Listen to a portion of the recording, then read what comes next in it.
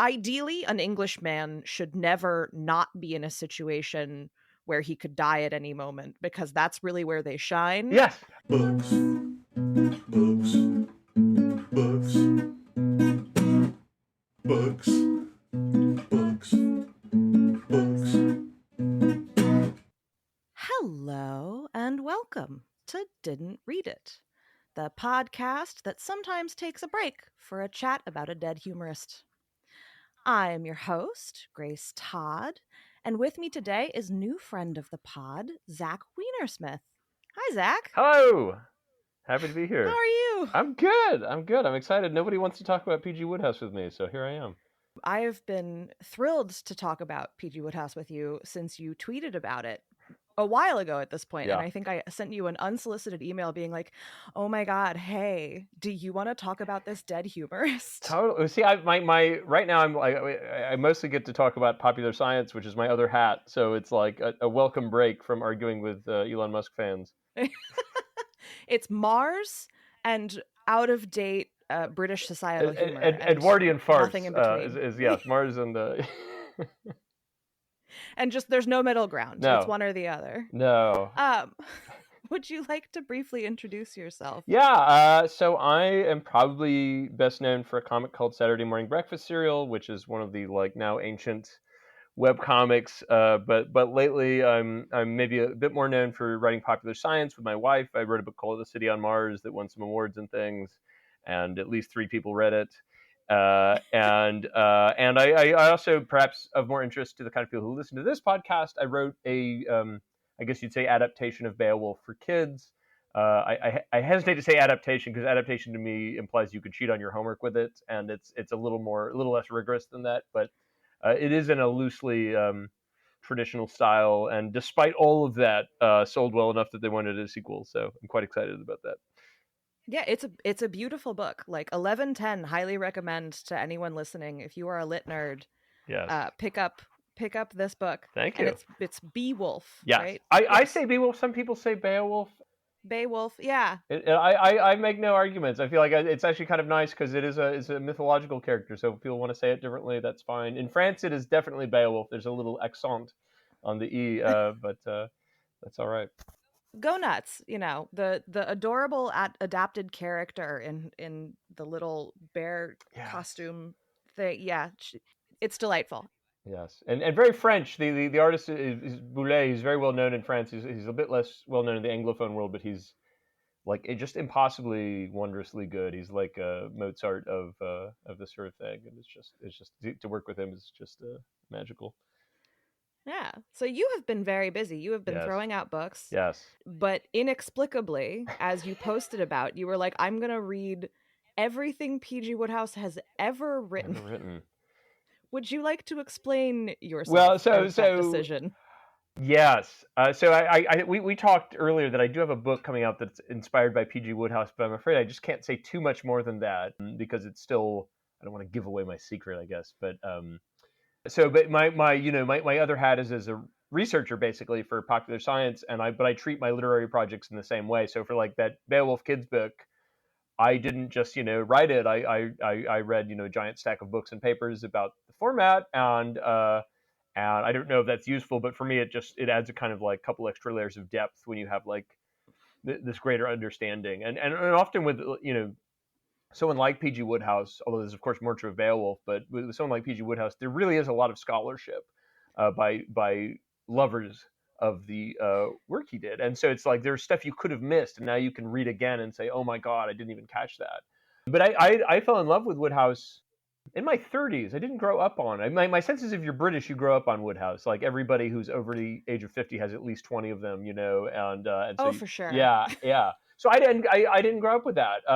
And it was just one of those names that floats around. You're like P.G. Wodehouse. Everybody smart seems to like P.G. Wodehouse. And so I was like, I'll pick it up. And I think the first one I read was a book that's less well known called The Girl on the Boat, which is actually quite good despite not being in one of the sort of classic Wodehouse settings exactly. I mean, they're all kind of the same setting, and it was just wonderful. And in particular for me, I had kind of a weird entree to Wodehouse, which is when I read it, the thing that stuck out to me most deeply was the intricate plot work. which is, if you know Wodehouse's biography, you know that's what stuck out most to him. That was the thing he obsessed over. I later found out most people talk about the language and the jokes and the setting, and very short shrift is given to the plot work, although people know it's good. But that like surprised me. Yeah, well, and it's one of the things that I think makes it so endlessly adaptable. Like there was a big sort of, there was a Wodehouse renaissance sort of in the, what would you call it, late 90s, early aughts, where they were making Jeeves and Wooster and Blandings, and they really lend themselves to that kind of sitcom style. You know, you've got 23 threads going, and then all of a sudden they twist together right at the end in this very satisfying way. And people underestimate how hard that shit is to write. Extremely hard. And I would say, you say sitcom, but like you have to be a little careful, because like an actual classic sitcom, like if you think of like the Flintstones or like Two and a Half Men or I Love Lucy, they usually only have an A and B plot. I mean, I don't know if this is too jerky for your audience, but like, this is the kind of thing. Okay, great. So to break it down, like if you go and like learn at the feet of a sitcom writer, they will tell you of course you can break these rules, and the great sitcoms do, but a classic sitcom works like this. There's an A plot, usually involving like a husband and a wife or best friends, and it's a short morality play, right? So like the husband didn't buy the birthday gift, and the wife is mad, is like a standard, boring old sitcom thing. Or the friend said the wrong thing that embarrassed the other friend, and then the morality play is they try to get out of doing the right thing through repeated action that's like either the wrong action or they're failing to do something that personally is difficult. And then in the end, the wrongdoer in some way abases themselves, does the thing they don't want to do. Like, so a classic romantic comedy plotline is the dude has to do something he never likes to do. Like if his thing is he doesn't like public speaking, to get married at the end, he has to go speak to an audience or something, right? Or whatever it is, he has to do the thing he doesn't like doing, and then they get married and rich and have babies and everything is good. And and so then the B plot, what's the B plot? B plot is usually like the weird friend or whoever, the character actor has a wacky, maybe moralless plot that kind of is like the palate cleanser between the morality play, which inherently can't be as funny. And then if you're lucky, the writers bothered to intertwine them once or twice, and then at the end they are both wrapped up. If you're lucky, because they intertwined, if it's less good, they just have a wrap up. The better the sitcom, the typical. This is my opinion. I'm being, I have an opinion. The better the sitcom, typically, the more plot lines you'll get. So instead of an A and B, you'll get A, B, C, D. If you think of like Seinfeld as like the classic many plot lines, and then they will dovetail. They will interact with each other in surprising ways, and then somehow they will all wrap each other up in some sort of inevitable way. And that, as you say, is much harder. It's much more like a math problem or like a mystery book than the kind of standard sitcom plot line. And this is stuff I knew before I read Wodehouse. Then when you read Wodehouse, it's like as if everyone is like writing with crayons, and then there's Einstein. He's just like 8 stages ahead of everyone. I mean, I read like his contemporaries. They're not even on his level. He's really, well, especially in the like small number of absolute permanent masterworks he did. It's like astonishing. There's like literally 20 plot lines that are intertwining. I don't think you could ever recount them. Like even if you think of like a Seinfeld episode, you can probably with some work remember everything that happens. With Wodehouse, I doubt even he could. It's that rich. Yeah. It strikes me for the first time talking about this, it is the structure of an Agatha Christie novel applied to comedy. 100%. I mean, he knew her. He was a fan of hers. Although I think he's slightly older, so he would have come first. But yeah, it is very like that. And in fact, if you read their letters, both their personal letters and their letters to each other, it comes out. So like, there's this funny letter he wrote. There's a book from 2011 by Ratcliffe, which collects as many P.G. Wodehouse letters as we have. And in one of them, he writes a like slightly formal letter to Christie. I think this is in like maybe the 30s, but don't quote me on that. But like where he basically says, Miss Christie, I'm a huge fan. He said he was a huge lover of like mysteries and in general like trash novels. And Agatha Christie I love, but the appellation is not entirely wrong. I mean, I adore her. I think she's a genius. She should have been a mathematician, but like it's not like Keats or something. It's just perfectly executed mysteries. And he writes her this letter to say, I adore your work. And apparently she wrote back a kind of form letter, thank you for being a reader or something. And he was like pissed off about it. But later they kind of got to know each other. She actually referred to the plotting part as the algebra. And if you read both their letters, you see they had the exact same kind of struggle, which is they both struggled mightily to get the plot down. And then after that, it flowed right out. Which I think in Wodehouse's case is a little more impressive because his prose was so good. Christie is like the most workmanly prose in the history of like popular literature. I say all this with adoration. I could read Agatha Christie all week long. Absolutely. But yeah. I think the prose in her standalones is better than the prose in her series novels. I will say that. Yeah, I think that's accurate. It's still like, I don't know. I think of my stereotypical Agatha Christie is like a woman being like, she was astonished as she looked in astonishment. It's just very like, you will not miss the point of an Agatha Christie sentence. As someone who used to review romance novels for a living, yes, all right, it fair gets enough. much more workmanlike, I promise you. There are levels. Yes. So yeah, tell us a bit about Wodehouse's career and Sure. like the journey you went on with him, because I mean you've Yeah. clearly been incredibly thorough. Like you've been reading his correspondence. Yes. Oh yes. Yeah. I like to get in deep. I don't want to miss anything. Like I said, I think I first read The Girl on the Boat, and then I read the sort of high classics. So the sort of the books that I think are by general agreement the sort of absolute high watermark. Although people do argue about this, but the absolute high watermark is the three great Jeeves and Wooster novels: Thank You, Jeeves, Right Ho, Jeeves, and The Code of the Woosters.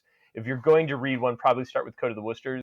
They're all great, but that's the one I think that's like the kind of like impossibly good one. I actually what I usually say is Thank You, Jeeves has the greatest opening. Right Ho, Jeeves has the best ending, but Code of the Woosters has the sort of highest batting average. And everything else to me is like quite a bit down from that. It's not bad, but it's quite a bit down. Some people would put one or two of the other books from that period in the pile, but I don't think I would. But then I was like, well, this is amazing. I reread those books a number of times. And then at some point it occurred to me, well, I could write a book in this style, because I wouldn't want to like outright steal the style, but just like, oh, this like way of structuring is like fascinating. It seems like almost nobody does it. And I was trying to figure out why, and I think basically because it's too hard. I mean, you have to be someone like Agatha Christie who just has this impossible brain for like interconnections. Yeah. Like Agatha Christie actually, I can't remember if she wanted or was given the option to be a mathematician, but they didn't like let women do it back then. She was like, well, I guess I write mystery novels. But so there's some other world in which she's like an algebraicist or something. But instead we made her write mystery novels. That happened more than you would expect. Yeah. Like women who were like, well, I want to be a PhD in something else, but I guess I'm going to write books. Yeah. Like, we talked about this in our Georgette Heyer episode. Okay. Like she obviously wanted to be a historian, but instead she was like, well, I'm going to write Regency romance. Right. It's fine. There it is. You get to do the same research. It's fine. Yeah. So for me, I was like, okay, I get this about the plot stuff. But then like I said, I don't want to say too much about it, but I started working on a book that's like derived from these sensibilities, like both the plot structure, but also the more broad category of Edwardian farce. So I was like, well, there's one way to do this, which is one there is some writing about Wodehouse, although oddly, even among the scholarly writing, there's almost no talk about plot structure, which like shocks me. There's a lot more writing about like, what is Wodehouse's place as a middlebrow, sort of academic topics, but no, like, how do you steal? And which is what I wanted. So there's this wonderful collection. There's the Everyman's Wodehouse. They've been putting out Wodehouse books for like 20 years, and I think they've got the complete set now with like one or two exceptions of stuff that's like, I don't know if the copyright is weird or something, but they've got pretty much all of it, even the like early terrible stuff. Terrible in my opinion. So like Wodehouse is born, I think, in 1881. Like he just lived a long time, so it's like astonishing. Like he's like, for him, like Hemingway was a whippersnapper who came along, right? Like that's how old Wodehouse is, right?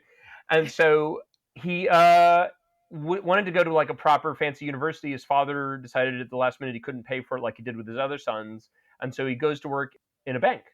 And it's like a kind of boring, not much work job. He described it somewhere as like a nursery before they send you over to the colonies in East Asia to become a proper banker. So there's kind of nothing to do, and he hated it. Just he's clearly unfit for the work, didn't have the right to brain for it, and just hated it, and always wanted to be a writer.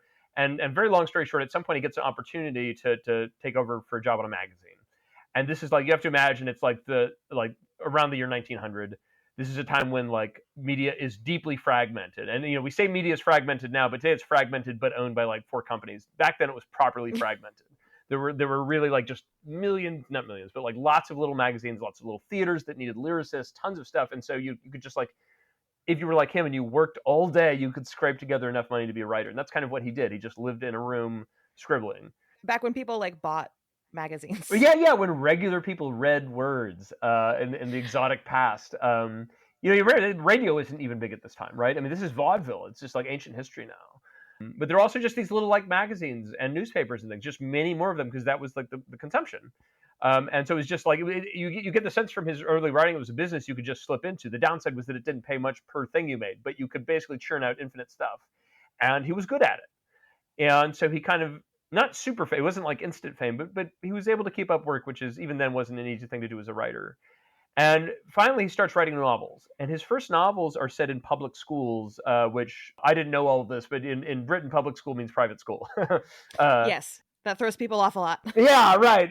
So public school. So these books were they're all these, to my mind, just completely interchangeable characters that are all these young kind of like Boy Scoutish-ish boys who say things like "Right ho, old horse," in a like half ironic way, and will quote from Horace again with a sense of irony. Wouldn't be caught dead sounding smart though, but are obsessed with cricket and rugger.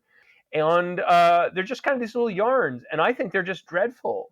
But if you often hear someone who's like British or even Commonwealth who grew up, say, as late as like the 50s or 60s, and they talk about them like in loving tones, like these like it's like a spirit I just cannot recapture.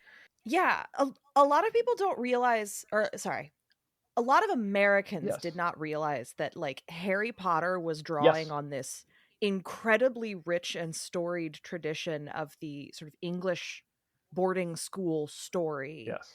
And they love them and find them immensely comforting in the same way I think that America has this kind of endless appetite for terrible, ultra inspiring sports films. Like we cannot make Rudy enough times. Yes. And the English cannot get enough boarding school stories. Yeah. And this is just our great cultural crutch. That's all I can figure, because the way it's described is always with a kind of like, it's so nostalgic and isn't it wonderful? And I'm just like, I have no reference point for this, so it just doesn't do anything for me. The example I use, which is, I think yours is better now, but as I hear it, but I would talk about like Westerns. But of course, like Westerns made it overseas.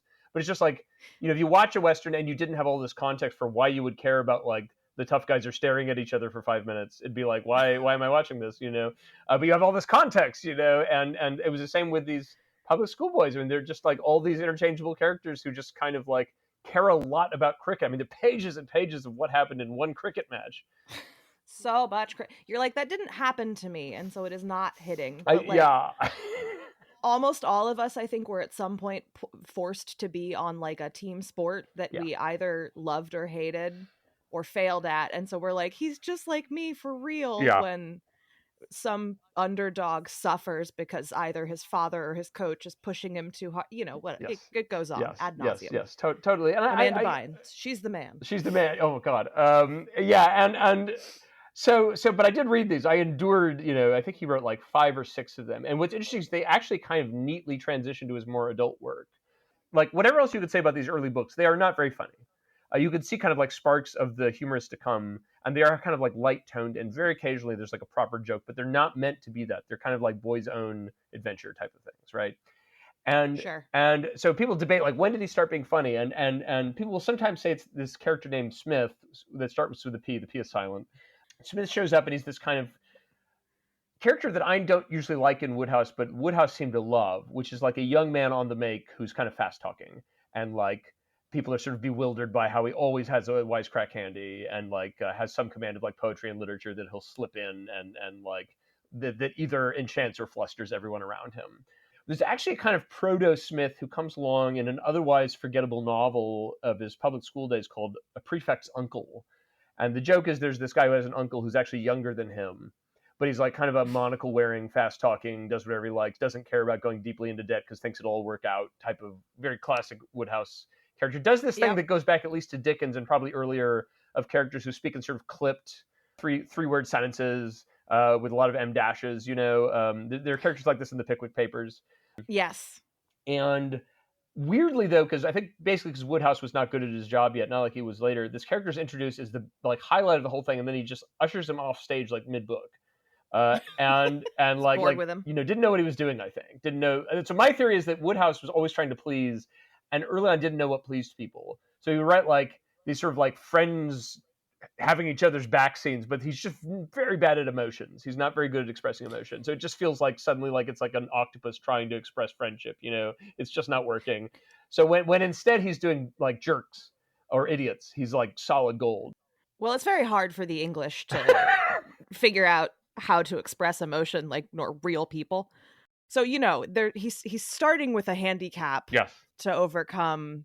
It takes time. Yeah. You see, like the very worst of it, especially in his early short stories, which he really churned out, and he would say that. You know, he thought later was like, oh my god, these were awful.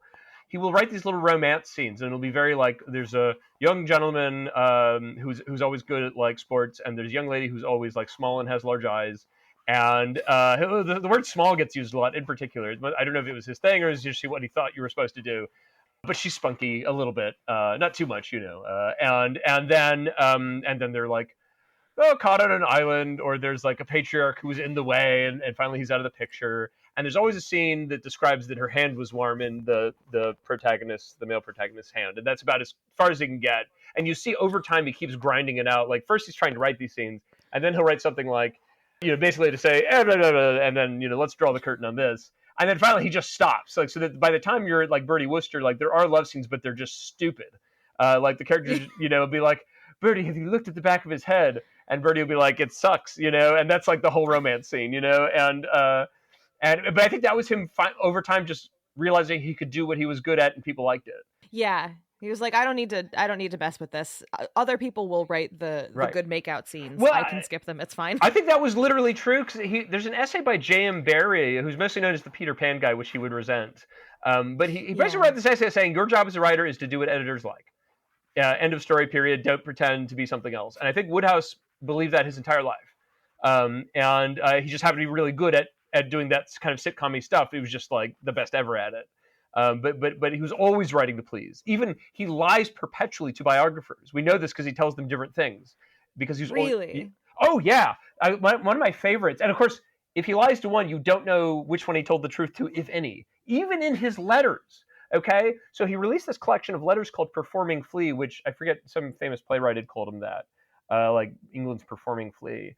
He had this longtime friend named William Townend, who was like a writer he encouraged to write, who basically was bad at writing.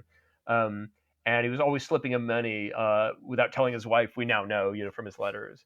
And he wanted to get Townend some money, so they ended up doing, here's a collection of our letters to each other.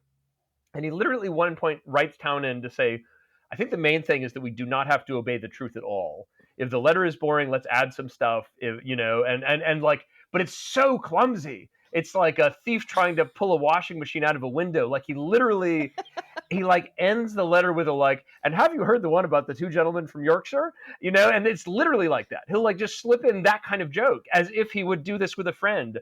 And it's especially weird because Wodehouse, like even in his own private letters, like I love epistolary collections because they're where you get the intimate side of person. Like T.H. White did a great set. E.B. White. Lots of authors named White did great sets of letters, and part of why is you get that intimate look. Like E.B. White, who, you know, he's like Mr. Charming farm guy who writes kids' books. He has lots of problems with depression, and he talks about it.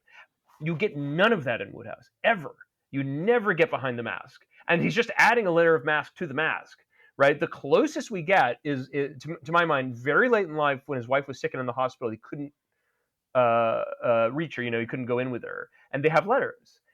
And they are very sweet, but they're sweet in a kind of candy way. They're like, I hope my little honey bunny to see your, you know, itty bitty self when you get home. You know, the puppies are very worried about you. It's like the most saccharine. You just want to like he probably wishes they'd been burned. You know, Sure. but what you never get is a kind of like, and I just even when his beloved adopted daughter died in an accident after surgery during World War II.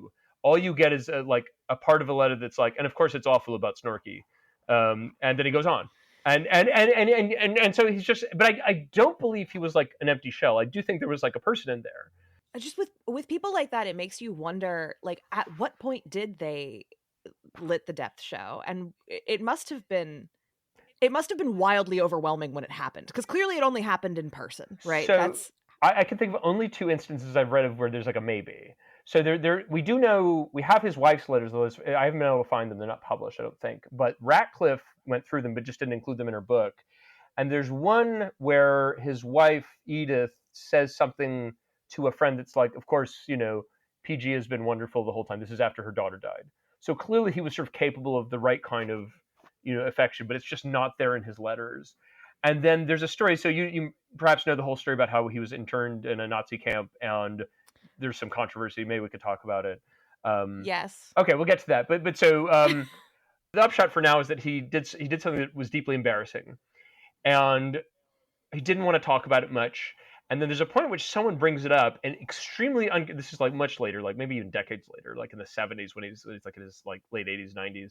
Someone brings it up and he slams his hand on the table and says something like, "That's enough of that." So there were clearly some feelings inside. It wasn't a complete, it wasn't just an emotional child. But I do think there was, so when you would ask, like, where does he lie to biographers? So a really cool example to me is his first biographer, and it was the one during his life, was Richard Usborne.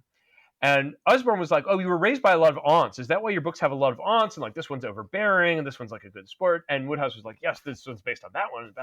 And then Francis Donaldson, who wrote a wonderful, there's this type of biography I wish there was more of, which is biography by someone who knew the person, as a friend. Yeah. And so she knew him. She was a child and he was old, but when she knew him, but she still got to know him quite well. And she said, this whole thing about him drawing from life about these ants it's obviously bullshit. She didn't say that. She was a fancy lady. But obviously bullshit because, A, these are like empty characters. The character's just angry, glumphing ant. Like, what do you mean it's drawn from life? But B, like, this is absolutely a stock character from, like, either Commedia dell'arte or, like, vaudeville theater or both. So, like, the idea that he was like, oh, it's just like my aunt so-and-so is just absurd. And indeed, he writes in other letters, yes, of course, it was just stock characters. He says the same thing about Jeeves, too. He lied to biographers. He was like, there's some letter late in life to a friend of his where he's like, of course, I've said a lot of stories about this, but the truth is it was just a standard Butler character. And it just sort of evolved. But, there was no kind of, like, magic moment. There was no, oh, this is based on this amazing person I met. None of that. But, of course, maybe he's lying then, right? So he's a fascinating character that way, and that, like, you don't know, like, he never reveals the depths, ever. I feel like there's a great tradition of sort of professional, very funny people who just cannot tell the truth to save their lives. Yes. Yeah. Well, I think in Wodehouse's case in particular, I think what's going on most of the time is, and I have this a bit from writing comics, like daily comics, is there's a feeling that, like, I am only as good as the last funny thing I said. It doesn't matter if I could have written 1,000 great novels. If you didn't laugh at the thing I just said at dinner, I am garbage, and I have, I release daily comics. I feel that very deeply. Like, I could have had like 10 hit comics like in the last like 2 weeks, but then I wrote like a stinker that everyone was like baffled by, and I just feel like, well, it's all over for me now. It's time to go back to my time factory to give job. up. Yeah, I know. It time feels to that crawl way. into my hole. And I think Wodehouse had that to an extreme extent. All he wanted to do was entertain, always, all the time. And so that's why even in letters he's trying to do a tap dance. And when he edits his own letters, he adds more tap dance. And it just never ends. And that's probably part of why he's so good. He's so cognizant that every line needs to be doing something. I mean, that's what you really feel in the best works. But it's like an obsession with him. Well, and it's funny because, like, the fundamental thing that someone who has that compulsion to entertain, right, which is a lot of writers and creators, because if you don't have some kind of a sick problem deep down in your soul, you're not going to keep doing it. And what's tragic but unavoidable is, like, when you create like that at volume, what people are actually going to remember are the highlights, and everything else just kind of blends together, and they remember you as being very, very good because they only remember the absolute best things you did. But the fear is the complete inverse, which is almost never the case. I totally agree. It's funny. People will say, well, he's a canonical author, she's a canonical author. Usually what we actually mean, and like with maybe the exception of like Shakespeare and Hemingway and maybe Jane Austen, but almost nobody else, is that they had at least one good book or one good play. Right? So if you think, like, to me, Wodehouse literally, like, almost everything you read of his is like disposable Edwardian ephemeral novels that you should properly be finding in an old bookshop with a bent cover, except they are buoyed along by the truly great stuff. And by nostalgia, but really, I think ultimately the truly great stuff. As an example, Tolkien, although he wrote very little, he's really remembered for 4 books. He did write other stuff. He wrote like other kids' books, not that many, but like they're not so good. They're basically good because Tolkien from other stuff. It's actually very easy to do this. You could think of like C.S. Lewis, like wrote like 8 billion words a day, and most of them are pretty bad. Yeah, I think George Orwell is actually another one. I think he wrote permanent essays and 2 great sort of fables, and then the rest is like, what is going on here? Yeah, we talk a lot about the B-sides of classic Yes, lit on this podcast, and a lot of them are interesting absolutely. and worth interrogating, but a lot of them are like not that good. I actually think almost no author can be read to advantage as a corpus, because you have this idea. I was talking about this the other day. Like I still love Christopher Hitchens' essays, and he had a couple compendia of them, and you suddenly realize, and this is absolutely true of Wodehouse as well, that what from one book appeared to be a command of many pieces of literature was actually a set of memorized quotations that was about 24. That were Oh no, don't you can't let people in on this secret. This is shh, shh, shh, shh, shh. So like No. like that there's that line from The Rime of the Ancient Mariner that's something like, he holds him with his glittering eye, the wedding guest stood still and listens like a 3 years child, the mariner has his will. Wodehouse quotes she held me with her glittering eye over and over. It must be used in fully 1/3 of the books. And by the way, it's from the beginning of the poem. I don't think he has anything from like Canto 7. No, you can't. You are giving up our secrets. You cannot let everyone know that all of us actually are only familiar with like a few authors and works and just reference them constantly, You know what which makes us seem more educated than we actually are. So with Wodehouse, we actually have proof. So he said he sat by Bartlett's quotations for most of his stuff. And one of the funny parts, we know he wasn't very familiar with Shakespeare when he did his great work, because he didn't read it till he was interned. And actually, I would say he was the worst for it. I actually think about this sometimes when I think about my research work. Is like I think of like The Mating Season, which is the one he wrote after being out of internment, and it's like got Shakespeare quotations for no reason, and it's like for the first time in his life he's showing off a little to disadvantage. Like whereas like he had earlier used like sicklied over with the pale cast of thought in like maybe half of his books and it worked fine. Now he's like actually pulling obscure quotes that aren't quite apt. And it's like I'm like, oh god, there is a kind of danger to knowing too much if you're trying to write comedy. Right. Well, and his characters are the kind of people who would utilize a quote they half remember from overhearing in class that one time, and to have them reach too deep is antithetical to who they are. Like that's. Yes, those aren't the kind of people that he writes. Yes, yeah. Like another quote he loves is the to stand on end like quills upon the fretful porpentine. Porpentine being an old word for porcupine, and he seems to only have quoted it because porpentine is a funny sounding noise. Which it is. Which it is. It absolutely is. But there's no more to it than that, right? And mostly what he read was, in his own words, trash. He liked mystery novels. He loved soap operas late in life. They didn't exist when he was young, but he liked trashy soap operas. That's just who he was. He just happened to have this first-class brain. I often think it's as if Shakespeare was born like in a body that went to an English public school that like favored meat-headed love of cricket and spent his early career around like middle-class strivers, exactly, who were ripe to be made fun of. 100%. Yeah, 100%. Yeah. So, would you like to sort of explain for the audience who may not be familiar with him at all? Yes. Could you kind of encapsulate his maybe starting with like Jeeves and Wooster, like the sort of few universes that really like made his claim to fame? Yeah. So essentially, what happens is he becomes a pretty successful author, writes a lot of magazine stuff, and starts writing novels, and they do pretty well. The first like 10 books are pretty mediocre, but back then you could write 10 bad books and then break through because there was just a lot more consumption. He at first kind of does a lot of one-offs. I mean, they're the sort of same characters with different names, but they're just like one-off settings. Almost always it's like characters who happen to be on a boat or in an English cottage in some way that nobody can leave and everybody can kind of ping pong off each other. Incidentally, and I won't get into it, but like he also had a big career in early American theater. He's actually responsible for a lot of major developments in musical theater. The only kind of lasting song is a song called Bill from Showboat, which is he worked on. There's a lovely rendition by Ava Gardner on YouTube somewhere if you want to listen to it. But mostly he's remembered because fairly mid-career, like in his like 30s, he comes up with these two settings that become sort of famous for him. One, easily most famous, is Jeeves and Wooster. Another is called Blandings, but let's stick to Jeeves and Wooster. So these characters are introduced in a story called Extricating Young Gussie. Jeeves, the most famous character, his contribution to the English canon is probably Jeeves. Of the list of like famous characters like Peter Pan and like, I don't know, Bilbo Baggins and whoever, is Jeeves, like the butler who knows all. Jeeves gets 2 lines in the first story he's in, and there's stuff like, will that do, sir?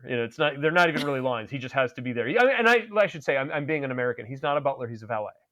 Not a butler. Butler's a head of household. A valet is a gentleman's personal gentleman. Wait, it's valet. Oh, okay. I'm being incredibly American. Yes. Well, no, because it's valet if they're parking your car, and I think it's valet if they're yes. Helping you dress. His valet. I think. Yes. Well, I'll screw it. I'll just do both ways. We'll have it all. Just swap. Yeah. Yeah. So he ends up writing this character more and more in short stories, and people love it. And the thing to know about Bertie Wooster and Reginald Jeeves is that they are not original characters, even in Wodehouse's corpus. So at this point, he's already done many valets. They're always the standard theater valet. You can find earlier examples in, for example, J.M. Barrie's play, The Magnificent Crichton. This very bog standard Victorian Edwardian character of the butler who is a butler valet servant who is could be mistaken for the lord of the household, basically because the lord is an idiot and a cad and a gambler and a moron, while the butler is the upholder of English dignity. Yep. And that's a thing the Brits love to do. Absolutely. And part of upholding that dignity is recognizing that the master of the house is the master of the house, even though he's the butler. It doesn't matter. Yes. They have an interesting preoccupation with this very particular kind of like domestic servitude comedy, which is clearly rooted in insecurity. Just like, teehee, we couldn't survive without these people that we're exploiting. Better lionize them so charmingly. Barrie's Magnificent Crichton is kind of like, it was somewhat scandalous. I think it was 1909, which is a play that kind of goes into that. Essentially, there's like this butler character. So you imagine there's like a lord, like very classic. There's a patriarch who's like getting well past his prime. He has an idiot son who's also worthless. And they have this butler who's like, I always visualize the professor from Gilligan's Island. He's not even just brilliant. He's also hot. And like, he's basically a perfect human being. But part of his being perfect and English is he will uphold the social order at any cost because it is the way things are done. And then the joke is halfway through the play, they're all on a desert island. And the natural order shifts because what is needed on the island is different. And so like 2 seconds later, Crichton no longer wants to marry the nice servant girl who like has a goofy accent. He's going to marry the daughter of the patriarch, and the patriarch does whatever he says and all this, and then they get rescued, and then they go back to being English, and then you're kind of left with Crichton deciding what to do, which is like the controversial part. But yeah, they're very. I mean, like a lot of the jokes are very lost on me as a person who's not a British person from 1909, but as a document, quite fascinating. But yeah, so Jeeves is, to my mind, he's this very standard character. Actually, Francis Donaldson thought he was outright stolen from a now once famous, now less remembered book called Ruggles of Red Gap, which is another story about a butler who's like kind of trying to fix people who are like need fixing in his eyes. It's much richer than that, but anyway. And then Wooster is another totally standard character. Wodehouse alternatively refers to this character as either a dude, which used to have a different sense, and a canute, which is a word we've just completely lost. A canute is like a second son who nevertheless has to be cared for by the estate, and so is a kind of like worthless wastrel idiot who goes around eating fancy food and having nice suits and doing nothing. Cause I have often said that if I could be born as anything, a wealthy second son would be a canute. Yeah. And that's all. And so the joke of the canute is always he's useless, but he needs to exist because he is kind of the germline in case the first son gets killed or God forbid marries outside class, you know. And so that is all he exists for, right? And so the patriarch of the family gives him spending money and dresses him nicely, and he has a valet, and that's that. And so that's Bertie Wooster and Jeeves, very bog standard characters.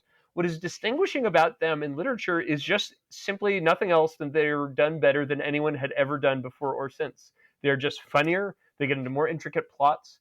They are taken to an extreme no one else dared go to in terms of their kind of chappiness. Even stuff that feels very modern that they like there are papers about this. I think it goes too far, but they almost have this like vaguely gay relationship, like where like Oh, for sure. yeah, where It where like Jeeves is like putting out his undies for him, basically, and like washing him in the tub. There is a homosocial Yes. level to their relationship that equates to a marriage. Yes. In a way that is not overtly queer. Yes. But nods at it. Yes, that's the way I'd say it. There are papers that would argue it really is a sort of queer relationship, though I always think there's no way Wodehouse would have thought that. Or if he would have thought it, it was deeply buried in his psyche somewhere. Yeah, I mean, it's not that he didn't. I mean, he certainly had queer contemporaries. Sure. Oh, yeah. Openly queer contemporaries. Yes. But, like, it wasn't really his vibe, is my... No, my whole rant with Wodehouse is he is just not... You cannot make him into a satirist at all. You can claim he is because he makes fun of, like, fascists, but he makes fun of everyone. I think he's just trying to be... He's just a vaudeville guy. And that's it, top to bottom. A vaudeville guy is a great encapsulation. Yeah. So he sort of ends up doing satire... If you want to call it satire, kind of by accident, but it's never with a kind of like, and now to show the people that fascism is bad or whatever. Never. And I think likewise, the idea that he would be like, I want to show that it's okay to be like two queer men. There's just no way. I think probably what was going on is he thought it was funny to have this like effeminate undercurrent between them, like because it's just funny how helpless Bertie is. That is yes. Yeah, and that's all it is. I mean, it is interesting because of course, like public school stories kind of do this too. Because it's all boys and they're all kind of bound in together, and they'll never say what surely he knew went on, but there's that undercurrent. Well, in the English boarding school system as it stood, right, shepherded boys from this environment where they were 100% experimenting with each other sexually, and then if you are a second son like Wooster and you have money, you are then shepherded into this life where your valet is your wife. Yes. And there is an inherent comedy to that. Yes. Yeah. I think for people who don't know, like the valet like lives with him. Like they notify each other if they're going to be away for a while. He makes dinner for him, draws his bath for him. Like there is no daylight between them. And that's part of the comedy. And so with Jeeves, the joke is that Jeeves is like omniscient, right? He just knows how to get out of any situation.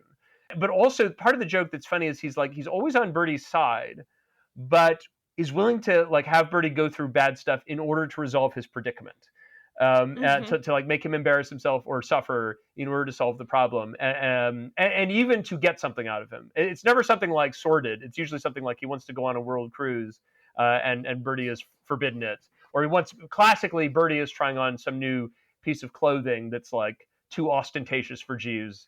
And Jeeves essentially solves every problem in his life, and at the end is like, "Oh, I'm sorry, I accidentally burned that jacket you liked," and then it's gone. And Wooster is in an emotional position to be like, "All right, fine, I will wear the trousers that you prefer," which is also part of that marriage relationship. He's like literally like insisting on what pants he's allowed to wear.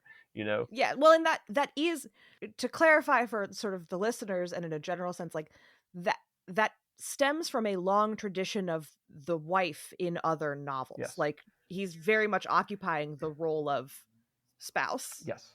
In a way that harkens back to a different literary tradition. It does, and I think there's another thing that, and I don't think he ever does this in the book, but they joke a little tiny bit about it in the '90s TV show, and it is an undercurrent where, and this is, as you say, an old tradition. The job of that valet is not merely to make his boss look good.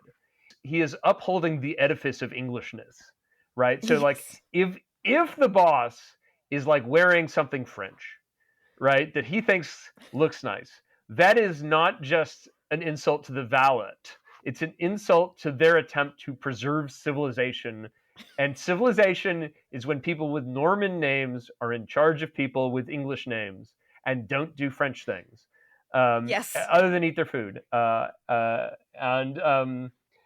so that's kind of the joke of it. Like when Jeeves finds out Wooster is growing a mustache, it's like a problem in their personal relationship, and because it's thwarting Jeeves from maintaining society, which cannot abide mustaches, because mustaches are like the first crack in the dam, right?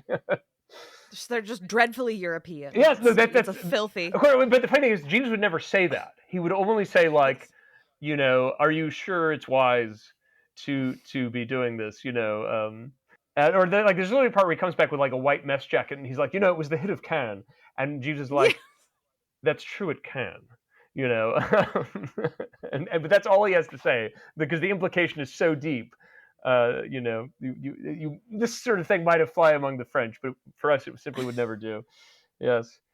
And it's we've talked on the show before many times about like one of the paths to literary greatness is to be the first to ever do it, which is why a lot of literary stuff why a lot of the literary canon can be a little disappointing to contemporary readers because you read something and you can't help being familiar with all of the stuff that has iterated from it over the centuries. Or more rarely, you can be the best to ever do something that's been done a million times, which is very difficult. Maybe not more difficult than inventing a genre. Yeah. But who's to say? hard to say. Yeah, I do think that's right. And Wodehouse is maybe the primo example of someone who just never invented anything. No. Like he was just the best at it. He was the best at like long funny sentences. He was an amazing lyricist, like at light verse, like it's like him or A.A. Milne, right?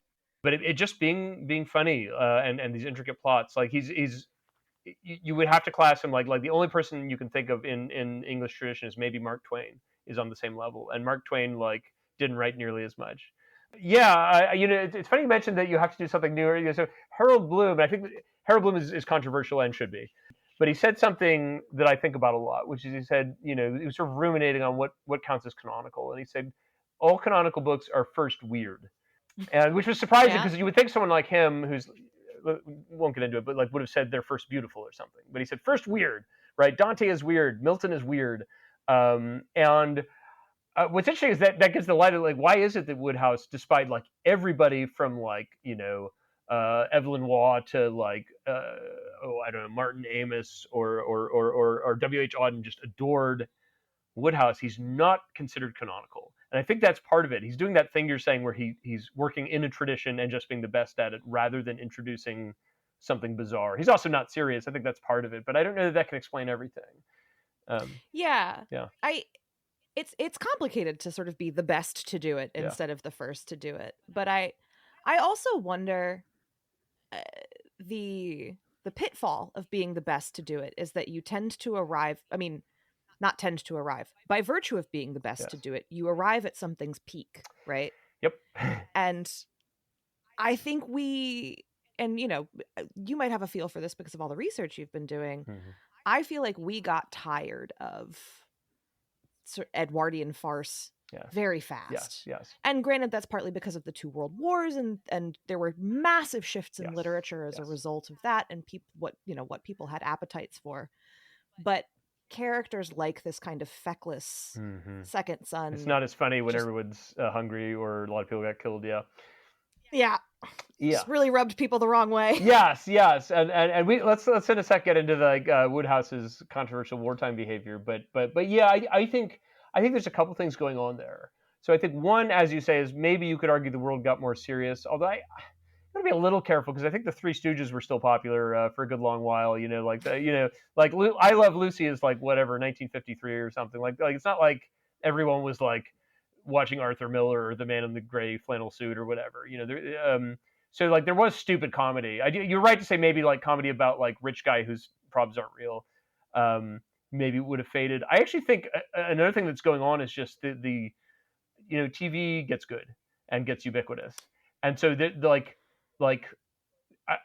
regular people stop reading books, right? I think for me, like I think I was talking about this the other day. Like we are in the post-book apocalypse. Okay, it's only losers who read books. All right, only weirdos and dorkwads. I was trying to like people complain like why is literary fiction always about like anxious people from Brooklyn? And it's like it's only anxious people from Brooklyn reading books anymore. We don't live in a world where like your Uncle Bob, who like eats a turkey leg at Thanksgiving and has opinions that you don't want to hear, also is buying like the Saturday Evening Post for fiction. That doesn't exist anymore. And I mean that is true. That world fell away much more recently than I think people are willing to admit. You're not wrong. Where I would slightly disagree is like if you read Wodehouse's letters, he's already complaining about it by the 50s. Now, mind you, he's complaining that the Saturday Evening Post became like bi-weekly, which to us now is like an impossible luxury. Like, oh my God, there's like short fiction, but like, I would say you're right. I was just reading, gosh, what's his name? Who's in charge of Vanity Fair for a long time? Who just wrote a book. Anyway, Oh, I'm not sure. there's this great book out. It was called "It Was Good While It Lasted," and he actually pegs the final stake in the heart of the magazine business as the financial crisis, because that was the combination of the 2007-2008 financial crisis. Because it's like magazines had obviously been getting hit by the internet by then, but then that finally like dropped the bottom out of all the largesse. But even then, I think for a long time it was subsisting on like rich dudes buying magazines to feel cool. Vonnegut was complaining in the 70s even that he used to be able to like write articles for like this and that. And it was going away. So I would actually say you're right to say it went away recently, but it was sliding already like in the 40s, I think. Sure. Well, I mean, and I know that you are also a big history nerd, Yes. but like peak widespread literacy, Yes. right? There was a shorter window than we like to think about of like everyone can read now, and now television exists. That's true. That's a very good way to say it. And then I think there's like an echo, right? Because there are people like, I know old people now who do not read on the internet, but eventually they'll be gone. And I think there was a similar thing. There were people who were like, well, of course you pick up magazines to read short fiction. I'll do that in addition to TV, but eventually they were gone, and so I do think that's part of the picture. I don't know. I do feel like the backlash is starting though. Like the teen Luddites are here and they're real. I hope so. I feel what you're talking about, but every time I read survey data, it finds smaller numbers. So I think there's it's possible you're getting a shrinking number of people who care more, and it feels like there's more people, but maybe I'm wrong. I think we haven't hit the bottom yet, but I also think that the backlash usually precedes rock bottom, if that makes any sense. I hope so, with a profound hope. Let me give an example your audience probably doesn't know of that, like, to me is very illustrative. I didn't know about this until reading Wodehouse. If you go back to like the 20s or 30s, there used to be a thing called a one-shotter. And it would be like you wrote a hilarious 70,000 word novel, and a huge magazine, like one of the glossies, like Saturday Evening Post, would say, brilliant author, I know you've already been paid a huge pile of money for your novel. We'll pay you again to condense it to 20,000 words. It will run in our magazine, and at the end there will also be an ad for your book. And we'll give you an even bigger pile of money, because of course our circulation is 6 million people. And so, mind you, that's Wodehouse. He was top of the tops, but like there just used to be a bigger ecosystem, and it's just different now. I'm being a little unfair because I am privileging like more literary or highbrow stuff, because of course there's this huge like romantasy genre that actually is growing. So there are, and I have mixed feelings about this, and I don't want to, people get in fights about it. Perhaps you have an opinion you're not expressing. But anyway, okay. So to return to Wodehouse, where were we in Wodehouse? Yes. Where did we leave off? So Wodehouse is rising through this magazine world. He's kind of the tops. He's also like quite popular in musical theater. He's like the best lyricist in town. He gets hired by Hollywood to rewrite stuff. Hates it. Eventually, kind of gets kicked out of Hollywood. Although that story gets exaggerated because he wrote a joke article about Hollywood. And how they were like spending too much. Like and this is true for him. They paid him huge sums of money, like the equivalent of something like $50,000 a week, basically to sit around fussing with scripts that never got used. And I do think he was, my personal view, he's great at dialogue in books, but never great at, he's just too hackneyed for movies. Okay for like that kind of cabaret musical theater, but he's not like movies need something else from him that he's just not very good at. And so he comes back and he creates these characters, Jeeves and Wooster, and they just fly. They become his like hit characters, and as P.G. Wodehouse, he sort of leans in. He does other stuff, but these become his like bread and butter that he becomes famous for. And I think it's finally in like the 20s and 30s, most people would say are the high water mark, and that's when he writes the books I mentioned earlier, Thank You Jeeves, Right Ho Jeeves, and The Code of the Woosters. And then the big event in his life at that point, you have to imagine like a quite wealthy person, right? Like like not like a regular like Stephen King or something, right? Like back when like it was an even bigger deal to be Stephen King. And so he's like got, mansions and like fast cars and things. And he actually is a person who lives fairly simply. Apparently his wife insisted he have a big room with like books all over the shelves, but he didn't even like, read all of them. I think she just wanted the picture, of my husband, the author. But did like cars and this and that. Had like income tax problems. I think was the main reason he was in France. He had like a villa in Le Touquet. And yes, yeah, had income tax, although in like partially due to being kind of an idiot in certain axes, but also in fairness, he was like an early transatlantic author, and the countries hadn't worked out how to not double tax someone, and so he did get a kind of like honest mess. And so Oh, sure. and so although again probably should have kept up a little more carefully, but it was One of his own characters. yeah. But I mean, you have to remember this is actually like when income tax becomes a thing, right? It was, you know, this is like, you know, we're beginning this period of history, right? Well, and you can't be a member of the English upper crust without being like, well, my accountant misled me. Exactly. Yes. Old chap. Yeah. And so he's in the 2K. If you want like the detailed version, because I'm going to do an overview and possibly some of the details like slightly wrong. There's a book called Wodehouse at War that was written, I think, in 1981 after an investigation of what I'm about to describe, which I think basically exonerates him correctly. So he's in France, and like a lot of people in France in 1940, does not think the Germans are coming too fast. And you have to remember, he's also like late 50s, as is his wife. They have pets. You know, I mean, they're not like in wheelchairs or whatever, but you know, it's like they're settled. And so it would be a big deal for them to vacate. And they're just like, the general impression that they're getting from like England and from the news they can get is that, no, the Germans aren't going to come too fast. And as everyone knows now, the Germans came very quickly, and the defenses of Belgium and France melted away with startling expediency. And so one day, Germans are like at the door. And actually, it's a little more than that. They try to leave at the last second in a car, and then the car has like trouble. And long story short, they kind of end up at the house when these Germans show up. You know, with having the classic privilege of being wealthy and not being, say, Jewish or gay or whatever else you could get in trouble for, they're kind of apprehended. Now, Wodehouse is kind of put in a nasty jail for a little while, which is, of course, quite tough when you're in your late 50s. And he's separated from his wife. She's sent elsewhere. And to make a long story short, he's put in internment camps. Now, of course, these are the Nazis, so as an internment camp, you might imagine it's like a work-to-death camp, but that was more of an East Germany Jews and political prisoners thing, and sexually different people, Romani people, other stuff. But for someone like Wodehouse, who they also knew had maybe propaganda value, he was in a slightly more genteel environment. It was still, there were people who died. You know, they weren't well fed. They lived off like potatoes and bread. So I don't want to paint it as, you know, like luxury or anything, but it certainly was comparatively nice to what might have happened if he were in Poland and someone else. And there's actually a great essay on this that describes his behavior. The best way to think about it is it's public schoolboy behavior. So what he essentially does is he's like, okay, we're in camp, and he describes it later like he kind of enjoyed it, being like in a regimented camp where we were all in it together, kind of against the, like, because it's the same way, like in a public schoolboy camp or a school system, you would have had these prefects, or not prefects, I'm sorry, my knowledge of schools is weak, but like they called them beaks, like the top guys, the teachers who were in charge of you. They would have enforced rules and been like professionally aloof, right? They might have cared about you, but they certainly weren't going to say so.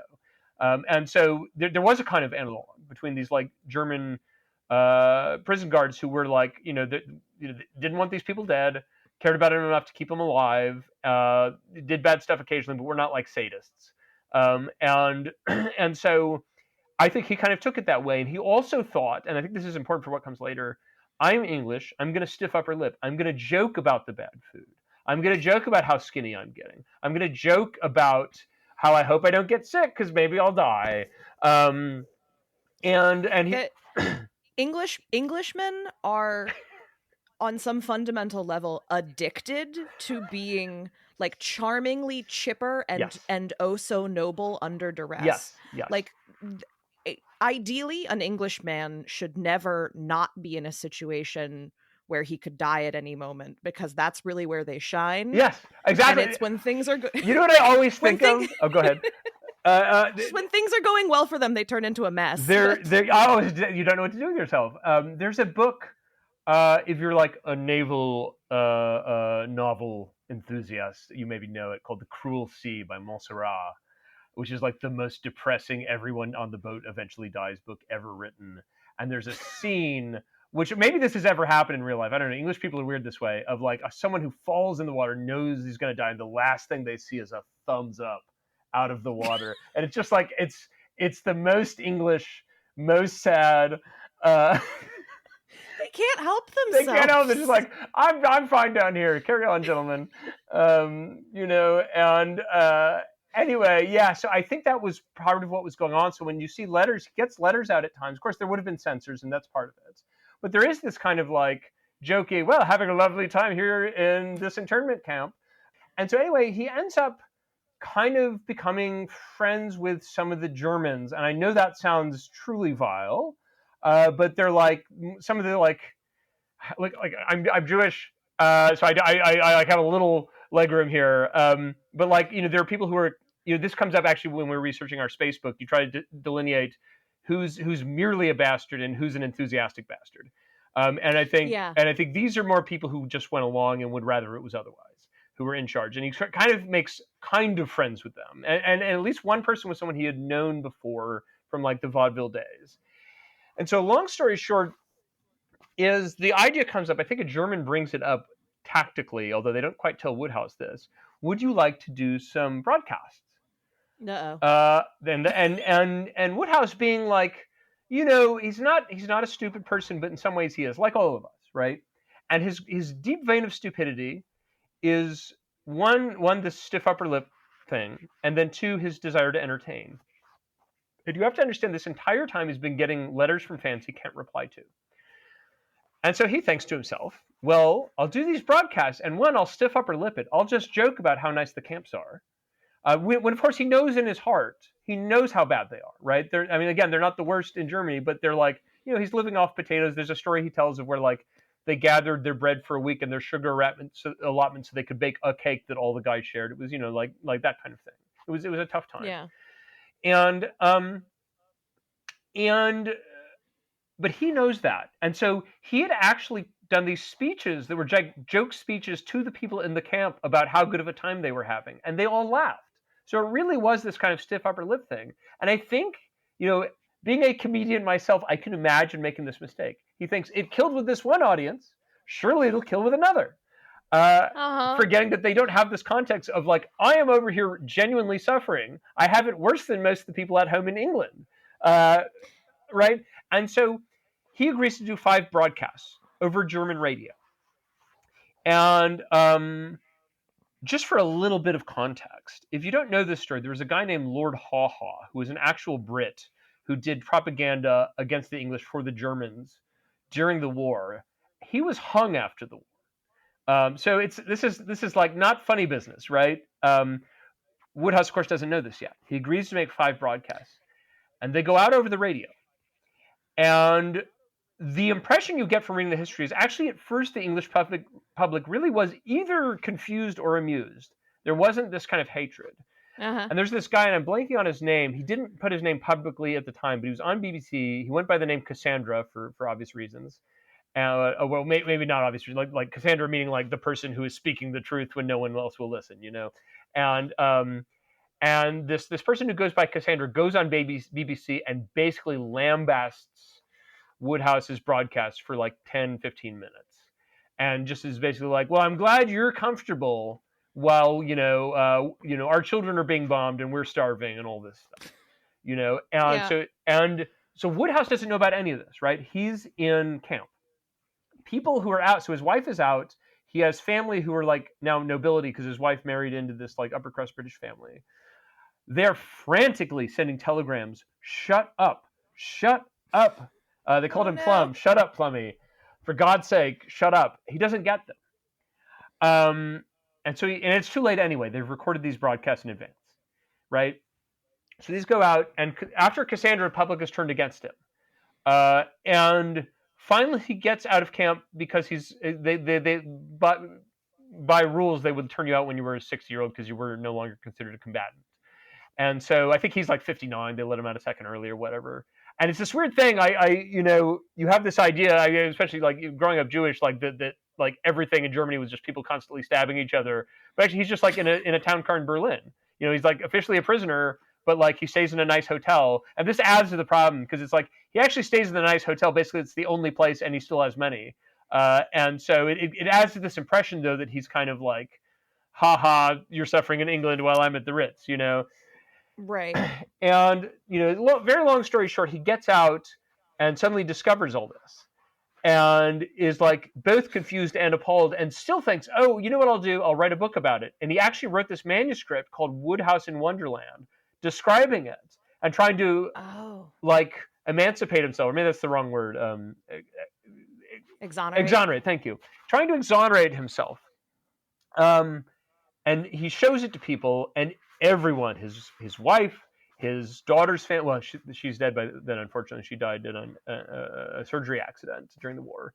But her family, with his grandchildren, his agent, everyone is like, no, do absolutely not. Do not put this out. It's not funny right now. I mean, you just have to imagine. Like, I mean, the Blitz has happened. And of course, like, the pictures from Auschwitz are coming out. Like, the idea that you're going to write a kind of wacky My Experience with the Nazis book, it's Yeah. it's not time. It's not time for Hogan's Heroes yet. You need a little. You know what this reminds me of is the Imagine video from Lockdown. Yeah. All right. Yeah.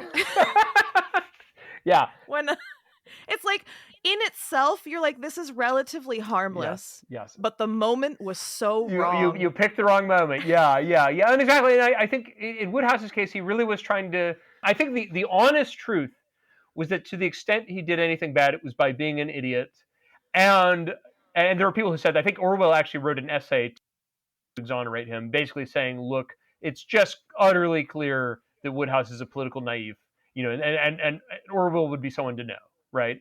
And they actually kind of became friends later. They had like lunch together and like really enjoyed each other's company, apparently, which is one of these fun little literary moments, because Orwell was about to die of tuberculosis a few years later. And sure. And so they but so he's in this weird world where he spent this whole time. He has like a backlog of like 3 novels he's written, because of course he was still writing, because he was P.G. Wodehouse. He was like writing on scraps of paper because he had like graphomania for Edwardian Farce, and so he's got these books, but like the publishers are like, no, and his wife's family is actually like, please just don't publish any more books. Sit on it, no more. Everyone's going to be mad. And he's actually, you can see in his letters, he's like getting angry. Because he thinks they're overreacting. I think they, and he's probably right. I think they were correctly reacting to his goofy My Time in the Camp book. But to him putting out more Jeeves and Wooster have hijinks books, that, whatever. You could debate the sales figures maybe after all this, but like the propriety was probably okay. And indeed, I think by like the late 40s, early 50s, he's back on it. And he has one letter where he's like, last year we sold maybe 6. This year we're selling a few hundred, and so pretty soon it's back up to selling whatever it was, tens of thousands, hundreds of thousands, and he actually never went back to Britain after that, and part of that is because legally, like I said, Lord Haw got hung. I think legally, in principle, he could have been executed, so I think that was non-trivial, or at least put in jail. But I think it was probably more to do. I think he also he talks about this. He always felt more at home in New York anyway. But I think also there was this sense of like shame. So he emigrated to the States? He spent most of his life in the U.S. Yeah. Okay, that makes sense. Yeah. I mean, we had lots of people rattling around who'd been collaborating with Nazis. Oh, totally, 100%. Yeah, and we were fine with it. Talk about the space program. Yeah, I mean, like our best stuff was made by. I mean, von Braun was an SS member. I mean, that's a whole other can of worms. But yeah, so I mean, I think basically the facts basically exonerate him. I mean, maybe don't feel great about what he did, but of course, again, it's like he didn't know there were like death camps, a few hundred miles away, and so maybe he should have like known more. But I don't even think he's just not an ideological person. At the beginning of both world wars, we have letters of his where he's like, "I'm pretty sure this is going to blow over." I don't think people would do this sort of thing.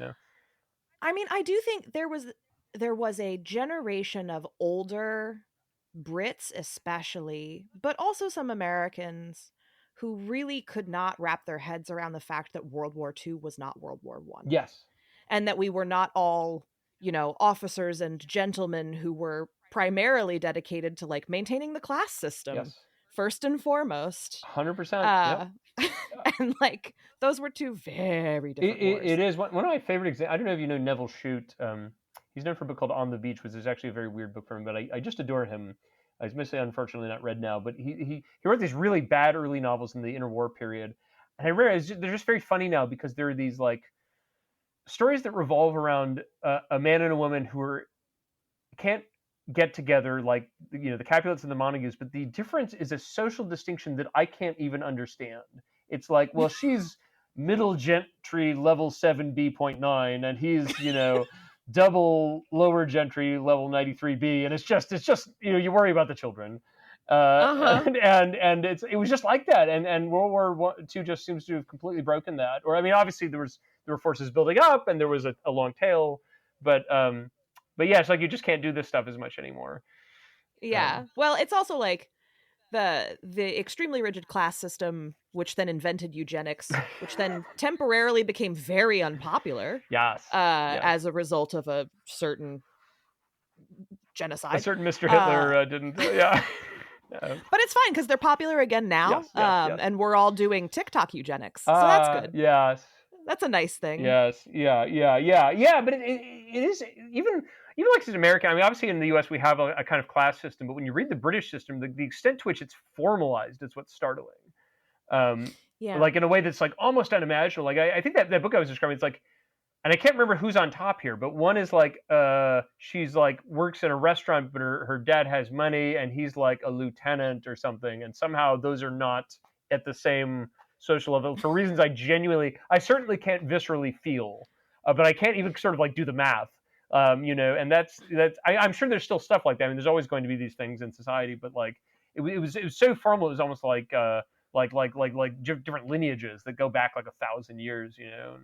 Very strange. Right. Well, there's a reason that like when you're adapting things for America, like if you need class stuff, you either make it race or gang affiliation. Yes. And yeah, 100%. That's how you get Americans to feel that viscerally, because otherwise we're just like, I don't know what you're talking about. 100%. Yeah. I remember I was talking to a British friend, and I'd said some joke about an accent, and he kind of hushed me, like, we don't do that. And I was like, oh, this is very different, like, and I was like, wow, yeah, we would do we have our own issues, but I have a relative in England who like took classes to smooth his accent out, right, so that he could like be more successul in business. Yeah. I mean, it's funny. I grew up in Texas, and that's kind of changed. Like, because when I was maybe 20, you wouldn't say y'all. You would kind of squish y'all because it was too yokely. And now I think basically because Black English has become more popular, I think y'all has slowly entered into the default second person plural. So I do.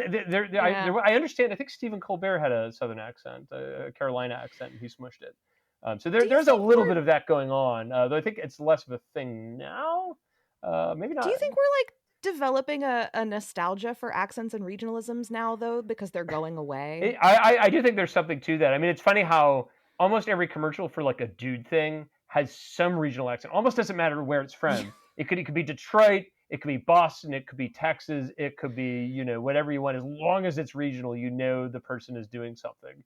That's so funny. Yeah. It's funny too. Like growing up in the South, I will hear country music with an accent, and I don't know every accent that's ever existed, but to me it sounds like a fake Southern accent. I think there's a kind of like in the same way like white singers will do a black accent when they're singing like R&B, because that is how you're supposed to sing. It's just like a thing. Like if you're singing country, you have to sound like you're from a sort of generic part of Alabama or something. I don't know.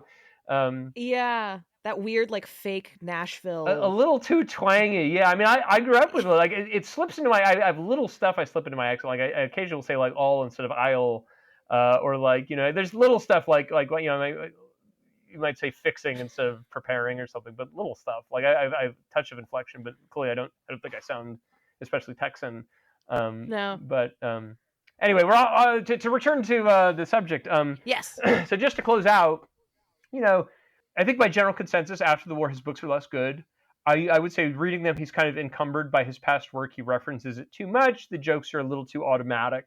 There's a little less inspiration, and they're fine, and they're maybe even better than contemporaries. But they in a way that how like a great book, almost no matter when or where it's from, it somehow feels like it was written yesterday. His later stuff doesn't. It feels like Edwardian stuff that was written in the 60s, which gets weird after a while, because like when you're writing in the 1910s and you reference vaudeville music, it's current music.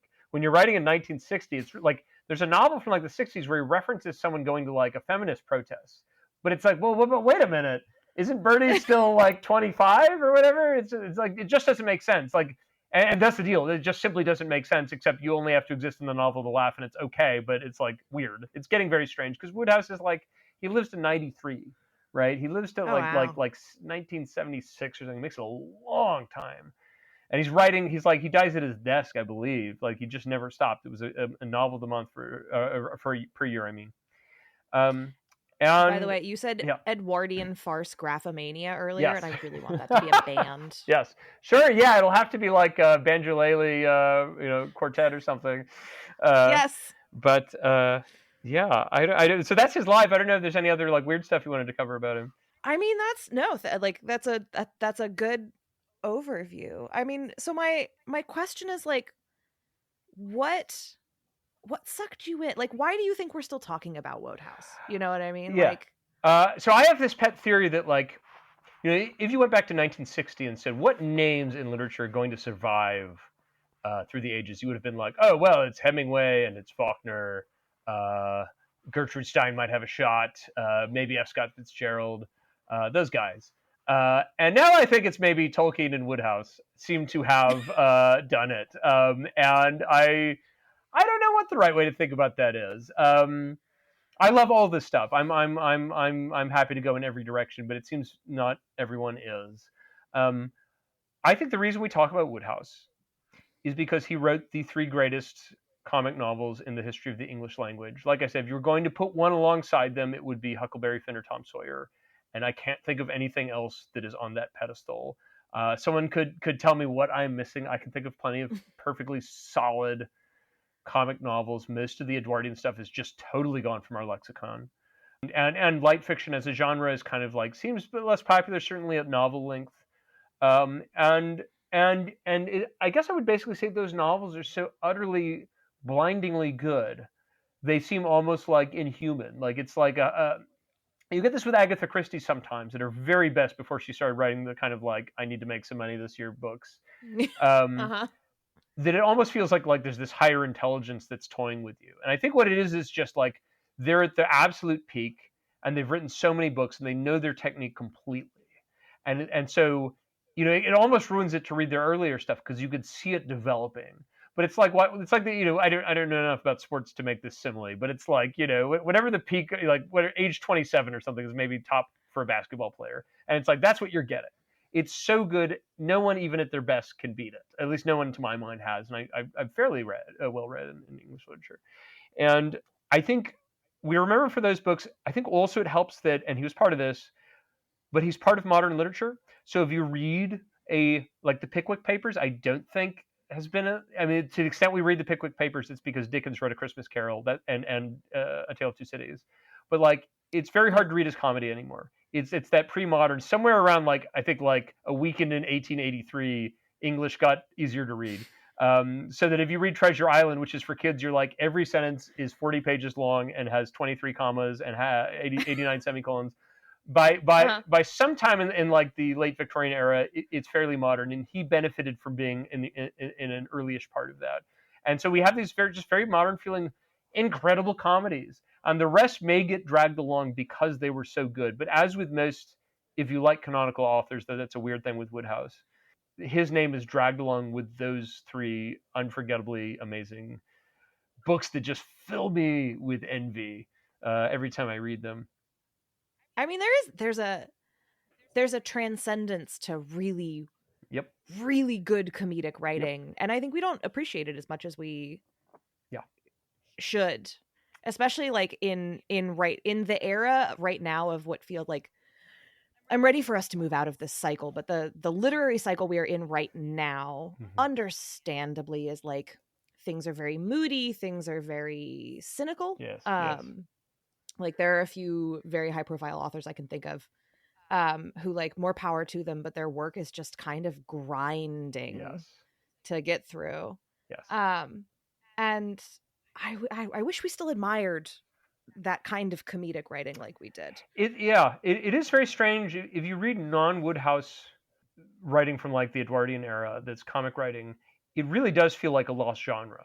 I mean, what's fascinating about it is it's almost like comedy that's not made to make you laugh. It's more like you read it and it's almost like romance that way. But I mean, often, of course, it is romance or there's a romance plot line, but it's just meant to be kind of jaunty. I think that that's the kind of thing you got back when regular people read books. But that's why I'm kind of cynical about this being a cycle that can come back, because I think this is part of what's nice about writing for kids is we force them to put down the stinking iPad. So regular kids read books. So you can do something that's more normal. To the extent the number of people who read dwindles, they're necessarily going to be more unusual than the standard audience, and they're going to have different demands. And I think if you want something like intricate light comedy, or like isn't it astonishing that people would read A.A. Milne poetry? Like, people used to, did they read poetry at all in the Anglophone world? Like, that's a joke. I don't know. I felt very lucky. I wrote a kid's poem that did reasonably well, but I couldn't have paid the bills on it. Right. It's just dead. All right, no offense to the many people writing it, but there are more of you than there are readers, and more of us, I should say. But I agree. Yeah, no, poetry's a rough racket to be in. Well, but it's funny. There's an early Wodehouse book called Not George Washington. It was one of the few things he co-wrote, and a lot of it is jokes about the business at that time. And I believe it's in that book. He has a joke about how, like, maybe we'd make this joke about Instagram now, actually, Instagram poetry. But he's like, oh my god, any poem about like uplifting the you can make it whatever will get published. And I was going to say that's dead now, but actually that's Instagram now. Never mind, I take it back. Yeah, that is. Yeah, no, that's all over the internet. I mean, and a lot of this stuff did just move onto screens or online. I mean, I guess as we've been talking about it, it occurs to me that like truly virtuosic comedy writing has just all moved onto the screen. It has, but let me. So I get in fights with people about this. So my most elitist view, which is 100% true, is that there is no better medium than a book. And by book, it can be any genre, but let's say it's about this thick, and it's a complete vision that stays on topic and builds, and you can, because people will say, well, people are reading few books, but they're reading a lot of Substacks that are 4 billion pages long. I just think there is just something different. Like the real thing, especially about a novel in particular, meaning a fiction, is it's a genre where your subconscious and your inner monologue, everything is occupied by somebody else for hours, which is a really, it's an experience you don't get with anything else. I mean, I'm not like anti-movies and theater, etc. I love all this stuff, but a book it does something unique, and I don't think it's replaced any more than like a long Yeats poem is replaced by an Instagram poem that says like and subscribe at the end. I'm cynical enough, or maybe uncynical enough, to think no, this stuff really is more beautiful, and it's a shame that it seems to be gone. Yeah, well, you're not going to get any argument from me on that front. It's very funny. I'm a person who doesn't even read books on screens. I can't. My brain does not work that way. Yeah.